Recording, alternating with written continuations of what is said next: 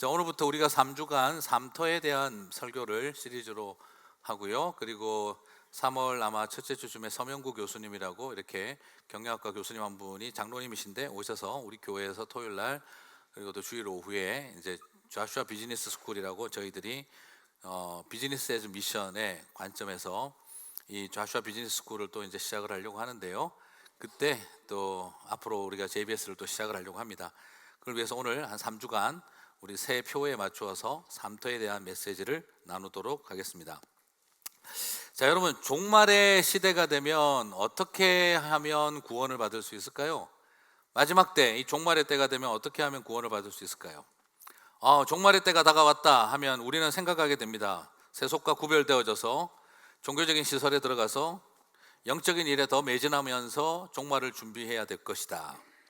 그러면 그게 만약 맞다고 한다면 우리는 지금 뭐 직업을 가지고 잘 살자, 좌슈아 비즈니스 스쿨 이런 거를 하자, 뭐 이런 것들은 다 쓸모없고 소용없는 일이 되어버리지 않을까요? 그렇다고 한다면 시한부 종말론자들처럼 학교 그만두고 직장도 대충 하면서 어떻게 하든지 전도 열심히 하고 14만 4천 명 모으는 일, 뭐 이런 일에 목숨 걸고 살아가는 게 종말을 대비하는 확실한 삶 아니겠습니까? 그렇다고 한다면 우리가 모여서 지금 이런 삶의 시리즈 설교를 듣는 것도 무의미하고 특강 강사를 모셔서 비즈니스와 관련되어진 그리스도인의 삶을 이해하는 것도 필요 없고 JBS와 같은 그런 스쿨을 열어서 우리가 우리의 일상과 삶을 삼터를 어떻게 하나님 나라의 관점에서 읽어낼 것인가, 이런 논의 자체가 별로 필요가 없어 보입니다. 그냥 더 교회 많이 나오고 가급적 세상 활동을 줄이고 신앙적인 활동만 더 많이 하고 선교 연장으로 가고 우리는 별로 이렇게 세속적인 일에 신경 쓰지 말자, 이렇게 가버리면 되는 것이죠. 그렇게 된다면 모두가 다 신학교를 열심히 가고 그리고 전부가 다 종교적인 활동을 열심히 살면 되는 것이 됩니다.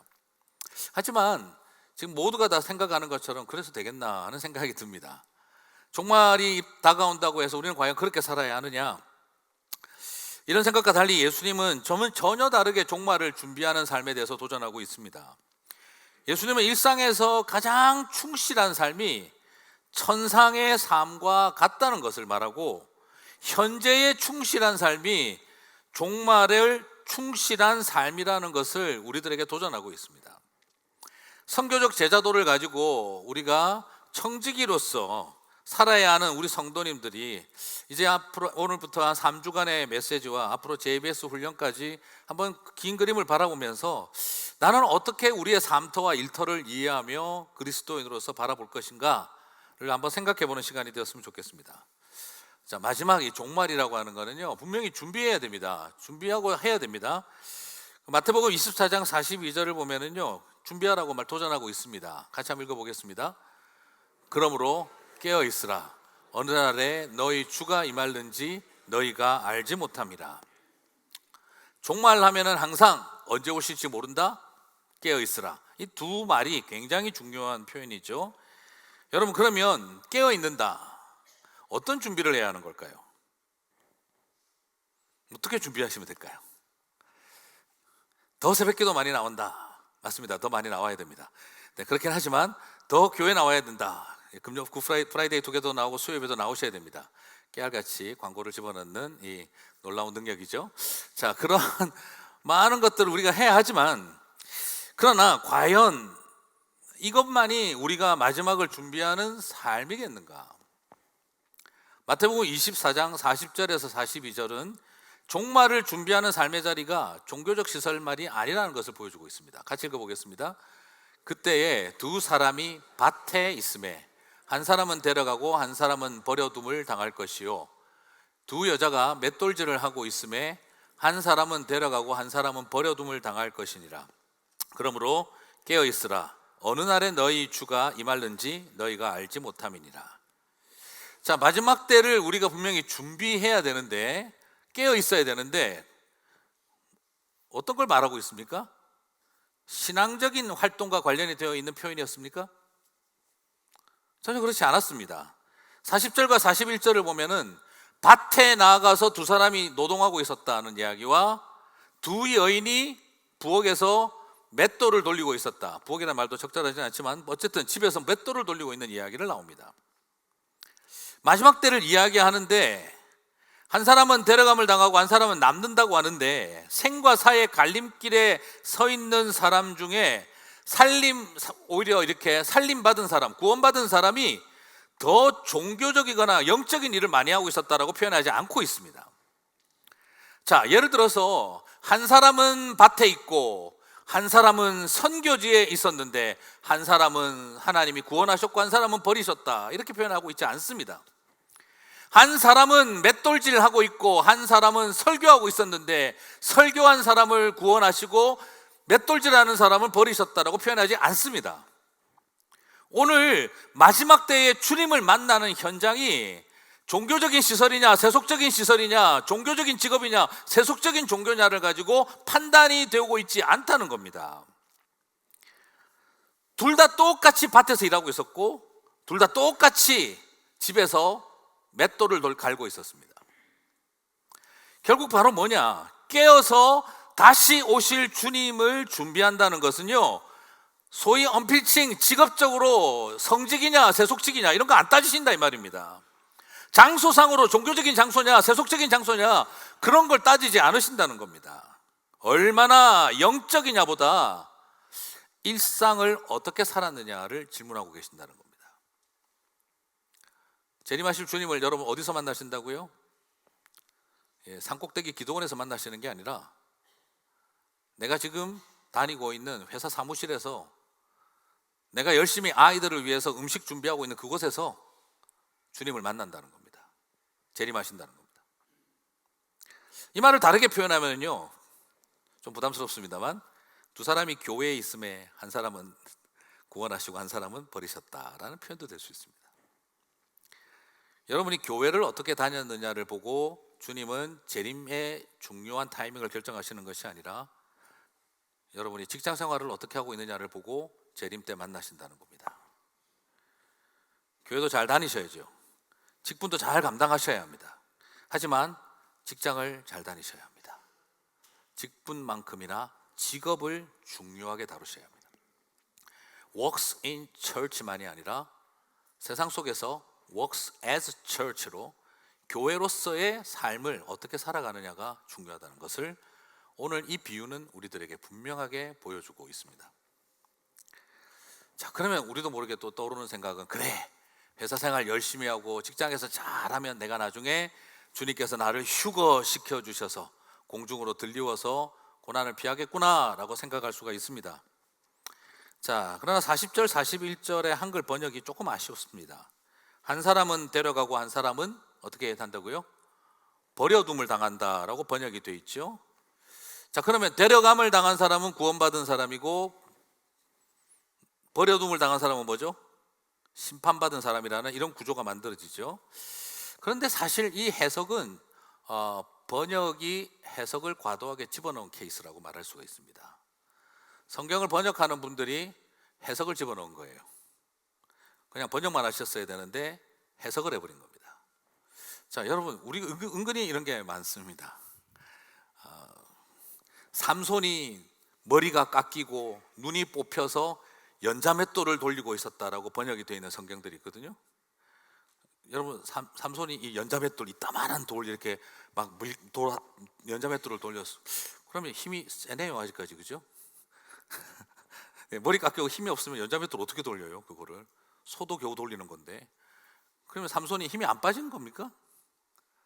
우리는 머릿속에 떠오르는 이미지가 삼손은 힘센 사람이니까 연자맷돌 돌렸겠지 생각하고 그렇게 번역을 해버리면 그건 해석이 들어간 겁니다. 실제로 거기에는 그냥 맷돌을 갈았다라고 돼 있어요. 그러면 어떤 일이냐?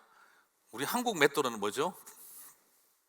돌리는 거죠. 그래서 맷돌 위에 손잡이를 뭐라고 하냐? 어이라 그러죠. 그래서 맷돌은 있는데 손잡이가 없을 때 어이가 없네, 이렇게 이야기를 하는 거죠. 야, 이거 못 돌리는 거니까 어이가 없네, 이 말이 그런 거예요. 뭐 임금님의 옷 뭐 이런 거 아닙니다. 이거는 그냥 그 맷돌의 손잡이 어이가 없네 이거죠, 거기서. 그런데 유대인들도 이런 맷돌 썼을까요? 아니죠. 유대인들은 돌판에 무릎 꿇고 앉아서 이런 그 방망이 같은 걸 들고 무릎 꿇고 앉아서 이렇게 비벼서 까부수는 겁니다. 삼손이 엄청난 괴력을 가지고 있던 삼손이 하루 종일 무릎 꿇고 앉아서 곡식 까고 있었던 거죠. 더 비참한 걸 말하는 겁니다. 연자맷돌 이렇게 폼나게 돌리는 게 아닙니다. 우리는 그걸 바로 번역이 해석을 과도하게 집어넣어버린 케이스라고 말을 하는 거죠. 오늘 이것도 마찬가지입니다. 데려감을 당했다와 버려둠을 당했다라고 하는데 영어로 보셔도 그냥 이건 left입니다. 남겨졌다는 말입니다. 영어 성경을 보셔도 one will be taken and one will be left라고 되어 있어요. 남겨졌다는 겁니다. taken의 반대말로서 남겨졌다는 말이죠. 물론 이 남겨졌다는 말은 버려졌다라고 번역할 수도 있습니다. 그러려면 문맥적으로 봐야 되는 거죠.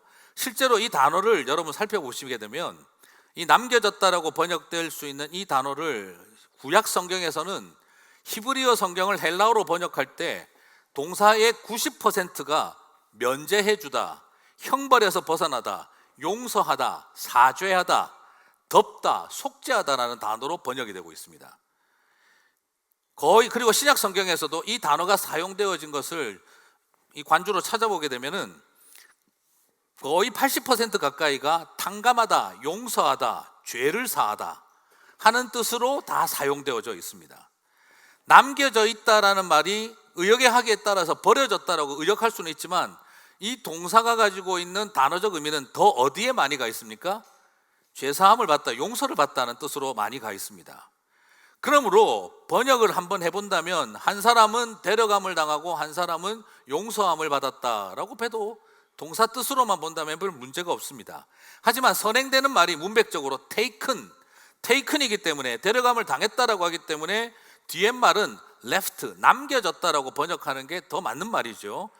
그냥 중립적인 표현입니다. 하나는 데려감을 당하고 하나는 남았다 이 말이죠. 그럼 우리의 마음속에 남은 거는 버림받은 거 아닌가라는 생각이 들죠.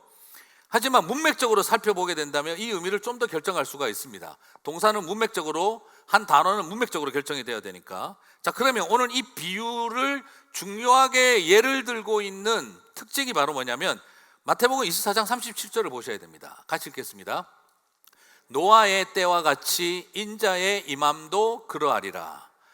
한 사람이 밭에 나가서 일하고 있는데 데려감을 당하고 한 사람은 남겨줌을 당했다. 자, 노아의 때와 같이, 노아 때 하나님이 심판하실 때와 같이 예수님이 재림하실 때도 노아 때처럼 비슷하다. 사람들이 각자 먹고 사는 일에 시집가고 장가가는 데 바쁘고 그렇게 되어지다가 데려감을 당하고 남겨짐을 당할 것이다. 질문 던지겠습니다. 노아의 홍수 때 남겨짐을 당한 사람들은 누구입니까? 데려감을 당한 사람들이 누구입니까?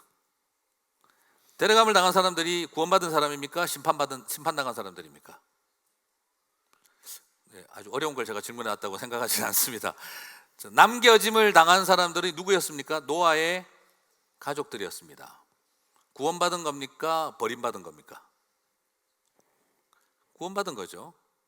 오늘 이 메시지를 노아의 홍수 때와 같으리라고 하는 사전 시간의 전제를 걸고 뒤에 쓰여져 있습니다. 그렇다고 한다면 지금 이 의도는 노아의 홍수 때와 같이 남겨진 자들이 구원받은 백성이고 데려감을 당한 사람이 심판당한 사람이라는 걸 볼 수가 있습니다. 자, 이제 정리가 되시죠? 그러면 37절에 이 마지막 때가 노아의 때와 같다고 했으면 밭에서 일하다가 그리고 집에서 맷돌질하다가 데려감을 당한 사람은 누구며 남겨진 사람은 누굽니까? 데려감을 당한 사람은 심판이 되는 사람이고 남겨진 사람이 구원받은 사람이 됩니다. 그럼 남은 사람 거기서 뭐 하고 있었을까요? 계속 맷돌질하고 있었겠죠? 계속 밭에서 일하고 있지 않았겠습니까? 그럼 왜 우리는 이것을 남겨졌다고 해석하지 않고 버림받았다라고 생각하고 성경 표현이 꼭 그렇지 않아도 우리도 그렇게 생각하게 돼버렸을까? 우리는 잘못된 종말론에 너무 오랫동안 노출되어 있었습니다. 그냥 맨날 공중에 들려가지고 어린 양의 혼인잔치하고 우리는 이 땅에서 고통 안 당한다 하는 이런 잘못된 종말론에 너무 오랫동안 경도되어 있다 보니까 우리는 남겨졌다 그러면 다 버림받은 걸로 단순하게 해석을 해왔던 것이죠. 영어로 봐도 left를 봐도 이건 버림받은 거라고 단순하게 정리해왔던 거죠. 이것이 바로 번역의 해석을 포함해버린 실수라는 거죠.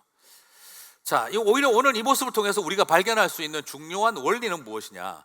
내일 지구의 종말이 온다 할지라도 나는 한 그루의 사과나무를 심겠다는 정신으로 살아가는 성도들이 바로 기독교적인 가치를 추구하는 삶이라는 겁니다. 다시 말씀드려서 오늘 비유가 보여주는 목적은 종말론적인 삶은 밭일 때려치우고 그리고 맷돌질 하는 거 이런 거 다 그만두고 나는 학교 그만두고 그리고 직장 대충 하면서 열심히 나는 하나님의 일을 하며 종말을 대비하는 삶을 살겠다 하는 이런 이야기를 하는 것이 아니라 그래서 14만 4천 명 모으기 위해서 최선을 다하겠다는 그런 어떤 신천지 같은 가르침에 빠져 있는 것이 아니라 오히려 직장 생활과 가정 생활, 내 일상과 직업과 일을 통해 직업 소명을 통해 주님 오신 날을 준비한다는 것입니다. 여러분, 교회 생활 잘하기 위해서 직장 생활 잘하는 거 아닙니다. 교회 생활 잘하기 위해서 사업 열심히 하고 가정 생활 열심히 하는 거 아닙니다. 다르게 말해야 합니다. 직장 생활 잘하고 가정 생활 잘하게 하기 위해서 신앙 생활하는 것입니다. 우리는 이 두 가지의 균형을 잃어서는 안 됩니다.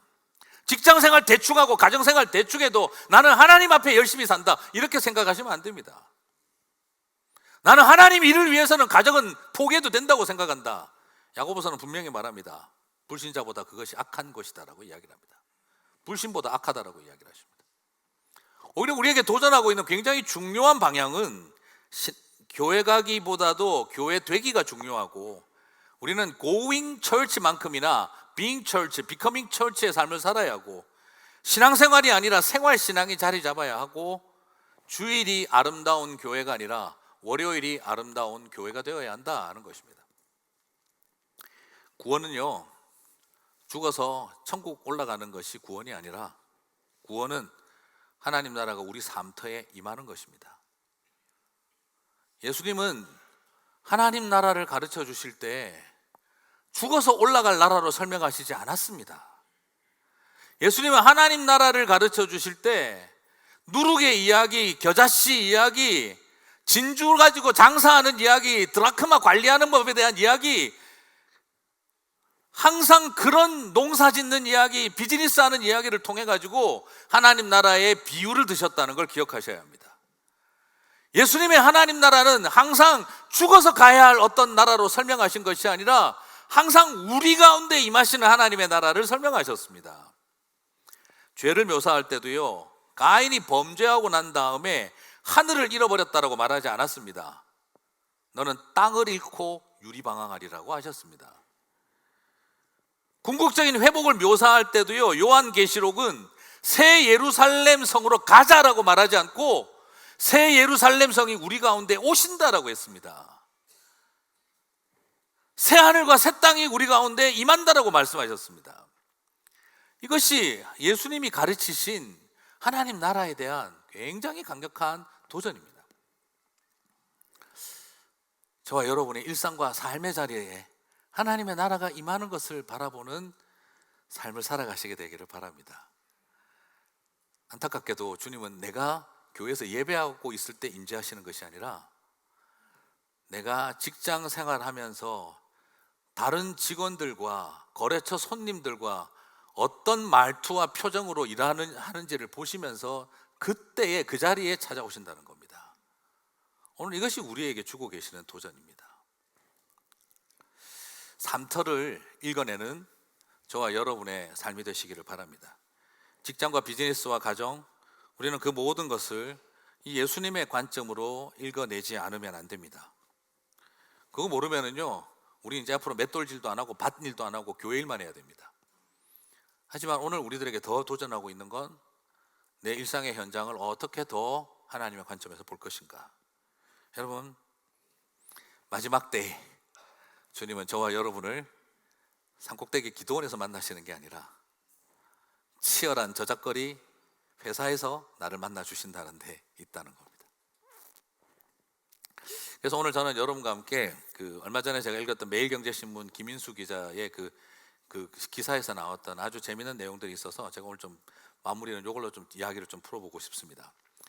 자, 그 신문 기사에 의하면 존 고든이라고 하는 사람이 쓴 에너지 버스라는 책에 나오는 일화인데요.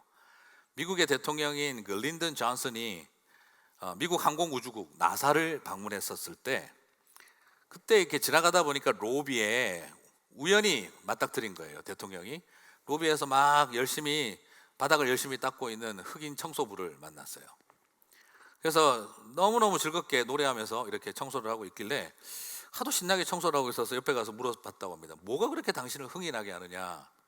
그때 그 청소부가 그렇게 대답했다고 해요. 저는 일개 청소부가 아닙니다. 저는 인간을 달에 보내는 일을 돕고 있습니다. 그렇게 이분이 말했다는 거죠. 청소하고 있는데 자신을 어떤 역할로 보고 있다는 거예요? 나는 사람을 달에 보내는 일을 돕고 있다. 나사, 미 항공우주국이 가지고 있는 비전과 콜링을 청소부가 자기 비전으로 가지고 있더라는 거죠. 굉장히 재미난 이야기였다라고 합니다. 그리고 그 기자는 또 다른 청소부 이야기를 합니다. 호텔 경영자이며 베스트셀러 작가였던 그 칩 칸이라고 하는 그 분이 CEO인데 테드라고 하는 TED 강연에서 삶을 가치 있게 만드는 것을 측정하기라고 Measuring What Makes Life Worthwhile이라고 하는 이 그 강의 내용을 소개를 하는데요. 이 사람이 소개했던 사람은 자기 회사에 있었던 베트남 출신의 여자 청소부 비비안에 대한 이야기였습니다. 1986년 베트남에서 미국으로 건너와 샌프란시스코 한 모텔에서 이 비비안은 첫 직장을 잡았다고 합니다. 그때 마침 그 콘니가 그 자그마한 모텔을 인수해서 자신의 이제 그 비전을 키워가던 때 이제 사장님과 메이드 일을 하고 있는 그 비비안이 처음으로 만났다고 합니다. 근데 콘니는 그 일을 하면서 굉장히 놀랬던 거예요. 왜냐하면 어느 시간이 지나자 그 모텔로 전화가 오는데 비비안이 일하는 층으로 내 방을 잡아달라는 고객들이 늘어나기 시작을 하더라는 거예요. 아니 그냥 호텔에 와서, 여러분 호텔에 와서 메이드 이름 기억하시고 그 사람 일하는데 방 잡아달라고 하는 분 본 적 있습니까? 그런데 비비안이 일하는 그 층에 내 방을 잡아달라고 말하고 내 이름은 뭔데 내가 언제 올 거라는 걸 비비안에게 말해주면 된다.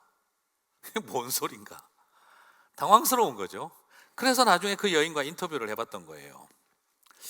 그가 이야기하는 것이 그렇습니다. 그녀는 일을 하면서 인생의 기쁨을 느끼는 것을 보았습니다. 저는 궁금했습니다. 먹고 살기 위해 화장실 변기를 청소하고 그리고 남들이 잔 침대를 정리하는 그 일을 하면서 어떻게 기쁨을 발견할 수 있을까? 나는 그녀와 함께 일하면서 그 이유를 알게 됐습니다. 그녀는 변기 청소에서 기쁨을 찾는 게 아니었습니다. 그녀의 일, 그녀의 목표, 그녀의 소명은 세계에서 가장 위대한 변기 청소부 되는 게 아니었습니다. 여러분 이게 무슨 말인지 이해가 가세요? 세계에서 가장 훌륭한 의사가 되고 싶고 세계에서 가장 훌륭한 변호사가 되고 싶고 세계에서 가장 훌륭한 과학자가 되고 싶으면 행복할까요? 무지무지 피곤할까요? 무지무지 피곤할 겁니다. 되고 나면 행복할까요? 언제 빼앗길지 모를 그 타이틀을 지키려면 얼마나 힘들겠습니까? 그녀의 목표는 세계 최고의 변기 청소가가 되는 것이 아니었다는 거죠. 그 여인에게 있어서 가장 중요한 것은 어떻게 하면은 그곳에 와 있는 얼굴도 보지 못할 이 방에 왔다 갈 손님들과 이 이모셔널 커넥션, 어떻게 하면 감정적 연결을 만들어 볼 수 있을까를 이 여인은 늘 생각했다는 겁니다. 왜냐하면 집을 떠나서 멀리 와 있는 사람들과 그 감성을 자기는 공유하고 싶었다는 거예요. 변기 청소 자체가 잘하는 것이 중요한 것이 아니라 나는 이곳에 와 있는 사람들에게 그 감정적인 연결을 하고 싶다는 것. 왜? 내가 내 고향 베트남을 떠나 이 먼 미국 땅 샌프란시스코까지 와서 고향을 그립고 집을 떠난 그리운 마음으로 살아가고 있는 사람이 난데 이곳에 오는 사람들도 그런 마음이 있지 않을까? 좋은 일이든 나쁜 일이든 그 이모셔널 커넥션을 만들고 싶다라고 생각을 했다는 거죠. 그래서 그 여인이 쪽지를 남기기 시작을 한 겁니다. 어제 방을 정리하다 보니 괴로운 일이 있으셨는지 술을 많이 드셨던 것을 보았습니다. 그래서 속 푸시라고 따뜻한 차와 뭘 갖다 놨으니 이런 식으로 이분이 글을 쓰신 거예요. 다음에 오실 때에는 미리 저에게 알려주시면 온도를 몇 도에 맞춰 놓도록 하겠습니다. 들어오실 때 따뜻한 것을 좋아하시나요? 문을 열었을 때 어떤 냄새가 나기를 바라시나요? 어느 틈에 사람들은 그것을 알고 내가 2월 18일 날 간다는 것을 제 이름을 알려주시면 비비안이 알아서 준비할 겁니다 라고 이렇게 이야기를 하기 시작하더라는 거죠. 그래서 이 사람은 자기가 만난 최고의 직업 소명을 가진 사람이었다라고 말을 하는 거였습니다. 세 번째 청소부 이야기가 나옵니다. 한양대 경영학과 홍성태 교수가 교통사고로 허리를 다쳐 병원에 입원했었는데 병실 바닥에 이제 청소하러 들어오시는 분이 병원에 늘 있지 않습니까? 그런데 바닥에 흩어진 휴지는 절대 줍지 않고 휴지통만 딱 비우고 나가더라는 거죠. 그래서 자기는 너무 허리가 아파서 어떻게 숙이지를 못하니까 그래서 아주머니에게 저 부탁하는데 옆에 떨어진 휴지도 좀 이렇게 제가 허리가 아파서 가지 못해 던지다가 보니 옆에 있는데요 좀 치워주실래요? 하고 부탁했다고 합니다. 그래서 그 아주머니는 병상에 있는 홍 교수를 바라보면서 제 잡 디스크립션은 휴지통 비우는 거지 청소가 아니에요 그러면서 나가셨다는 거죠. 물론 제가 지금 한국의 어떤 의대병원과 한국 청소부 아주머니들이 얼마나 나쁘다는 걸 제가 말하고자 함이 아닙니다. 흑인 청소부나 베트남 메이드나 한국 사람들은 더 못하다 저는 이걸 말하고자 하는 것이 아닙니다. 한국의 청소부 아주머니들이 얼마나 부당한 갑질을 당하고 있는지 우리는 잘 알고 있습니다. 그 여인의 잘못이 아니라 고용주가 전혀 소명의식을 가질 만한 환경을 제공해 주지 못했기 때문이겠죠. 그렇게만 일하도록 동기부여를 시킨 거죠. 그렇지 않겠습니까? 그 여인에게 있어서는 우리 병원은 사람을 살리는 곳이다 하는 생각을 전혀 들지 않았던 거죠. 우리 병원은 돈 버는데 혈안이 되어 있는 곳이다. 환자는 돈으로 보이고 여기서 일하는 우리는 비용으로만 보인다. 그러므로 우리는 이곳에서 환자를 살리고 있는 게 아니라 아껴야 할 비용인 내가 돈 벌어야 할 저 사람들 사이에 서 있다라고 생각을 하면 거기에서 어떤 소명의식도 올라오지 않을 겁니다. 그냥 나는 줄여야 할 비용에 불과하다라고 받아들여지고 있는 상태라는 거죠. 병원이 돌 보는데 현안이 되어 환자를 돈으로 보고 있다면 우리는 생명을 살리는 일을 합니다. 우리는 달에 사람을 보내는 일을 돕고 있습니다 하는 말이 나올 수가 없는 겁니다. 직업 소명의식은 청소부 혼자 갖는 이슈가 아니라 고용주와 그 회사와 시스템이 어떤 상황 속에서 사람들을 동기부여를 시키고 있느냐에도 달려있다는 걸 보여주고 있는 단적인 예죠. 그러나 이 새 청소부의 이야기는 어떤 의미에서는 새 고용주의 이야기다라고 할 수도 있고 새 집단의 이야기다라고 이야기할 수도 있는 것입니다. 직업은 이렇게 굉장히 놀라운 자신의 가치를 창조해내고 나는 어떻게 살아야 하는지를 보여주게도 만들고 그리고 그 직업은 그냥 나로 하여금 먹고 살기 위한 호구지책으로만 만들어지게 할 수도 있다는 걸 우리들에게 보여주고 있는 것이죠. 사랑하는 성도 여러분, 이런 상황 속에 우리 그리스도인들은 어떻게 살아야 되겠습니까? 이를 대하는 세 가지 태도라고 하는 그림이 있는데요, 잠시 한번 보도록 하겠습니다. 1단계는 job입니다. 2단계는 career, 그리고 3단계는 calling입니다. 사람은 일을 통해 의미를 발견할 때 가치를 쌓을 수 있고 의미와 가치가 쌓여가면 참된 만족이 주어지고 그 만족이 쌓이면 행복을 느낀다는 거죠. 자, 먼저 job은 생계수단으로서 존재합니다. 그냥 job은 생계수단입니다. 돈을 벌기 위해서 필요악이 됩니다. 최소한의 노력만 하고 최대한의 노력을 하려고 하지 않습니다. 잘리지 않을 만큼만 일하면 된다라고 생각을 하게 됩니다. 그래서 희생하고 무리할 이유가 없다라고 생각합니다. 창의적으로 고민하고 열심히 하지 않습니다. 제일 많이 하는 말이 하던 대로 해. 이게 제일 많이 하는 말입니다. 뭐 이런 게 한번 변화를 시켜. 쓸데없는 소리 하지 마. 피곤해 우리. 그러니까 하는 대로 해. 아이디어 내지 마. 제가 부목사 때 아이디어만 냈다면 제가 형님들한테 혼났습니다. 송목사 담임 되거든 해라. 아이디어 내지 말고 하던 대로 하자. 제가 그 말을 제일 많이 들었어요. 그래서 제가 그 형님한테 하도 열받아가지고 나중에 형님 담임 목사 되거든 형님 같은 부목사 많이 만나십시오. 제가 그러고 도망쳤던 적이 있습니다. 나중에 만났더니 그러더라고요. 네 저주가 역사하고 있다 그러더라고요. 어느 틈에 어떤 의미에서 우리에게 그렇게 자리를 잡습니다. 내가 먹고 살려고 하니까 이 짓하고 사는 거지. 너는 하지 마라. 직업이 아니라 이 잡은 짓으로 바뀝니다. 신입사원들이 들어와가지고 저는요 일에서 의미와 가치를 찾고 싶고요, 이를 통해 사회 공동체와 그리고 우리 사회와 공동체를 기여하고 싶어요. 아이고 23살이면 저런 소리 나오지, 이런 식으로 이제 쳐다보는 고참들이 늘어납니다. 어떤 단계에 있다는 거죠? 잡이라는 겁니다. 둘째로 커리어가 있습니다. 커리어는 목표가 일 자체에 대한 가치가 아니라 내가 프로모션하고 더 많은 연봉을 얻는 데 목적이 있습니다. 그래서 잡과 달리 커리어는 새로운 아이디어를 내고 열심히 합니다. 적극적이고 몰입하고 일에 대한 즐거움도 있습니다. 하지만 항상 중요한 의미와 가치는 일 자체에 있는 것이 아니라 사다리를 타고 올라가야 한다는 데 있습니다. 커리어는 소명만큼이나 인간에게 행복과 만족을 주지 못합니다. 늘 쫓기고 불안하고 경쟁심에 시달리게 됩니다. 커리어를 추구하는 사람들은 많은 이들이 종국에는 설명할 수 없는 인생의 회의감에 빠지게 됩니다.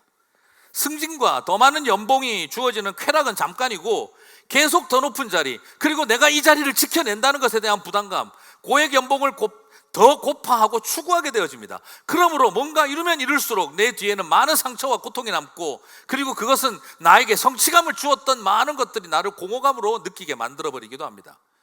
공허함이 가득한 후에 겉으로는 화려한데 속은 왜 이렇게 휑해지는 걸까? 주변에 사람들이 많아 보이는데 왜 마음으로 만날 사람은 없어지는 걸까 하는 고민 앞에 서게 됩니다. 세 번째는 콜링, 소명입니다. 첫째와 둘째는 잡과 커리어는요 미닝 킬러가 되어야 버틸 수 있습니다. 무슨 말인지 이해가 가십니까? 잡과 커리어를 추구하고 살려면요 미닝을 죽여야 됩니다. 의미를 죽여야 합니다. 미닝 킬러가 되어야 의미와 가치 같은 거 버려두자. 나한테는 지금 프로모션을 위해, 더 많은 연봉을 위해서 속일 수도 있어야 하고, 모질어져야 되고, 독해져야 되고, 공동체니 뭐 가치니 이딴 거는 내가 죽여놔야 내가 이걸 할 수 있다. 미닝 킬러가 되어야 첫째, 둘째는 할 수 있습니다. 근데 셋째는 미닝 킬러가 되면 할 수가 없습니다. 콜링은 의미와 가치가 없이는 해낼 수가 없습니다.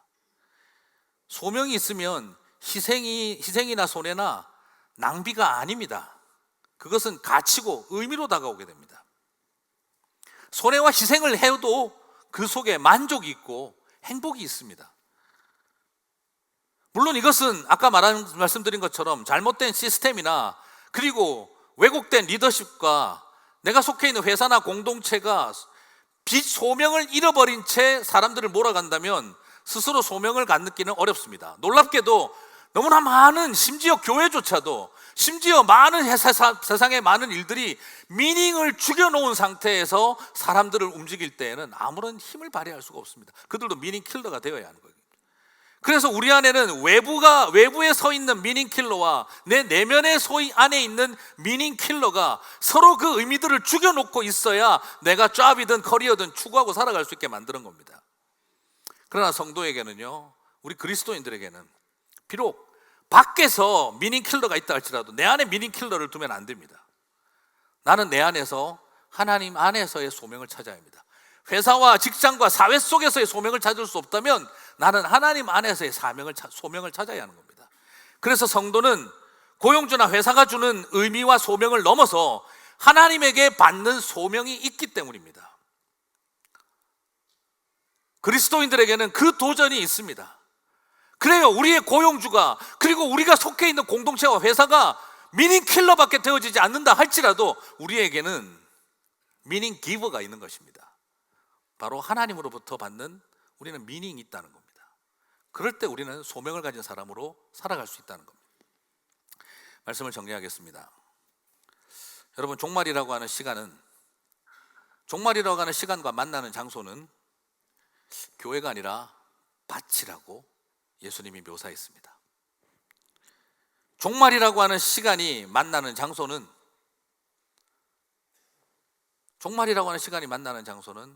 맷돌을 가는 집이라고 오늘 성경은 예수님은 도전하고 있습니다. 심판과 구원이라고 하는 이 갈래길에서 주님은 얼마나 우리가 더 영적이냐, 영적인 직업 속에 있느냐를 보고 계신 것이 아니라 심판과 구원이라고 하는 그 갈림길에서 주님은 가장 세속적인 삶의 자리에서 우리를 만나셨다는 것입니다. 종말이라는 시간의 끝은 지극히 구별된 종교적인 장소가 아닌 지극히 평범한 세속적인 삶터에서 마침표를 찍었다 는 것입니다.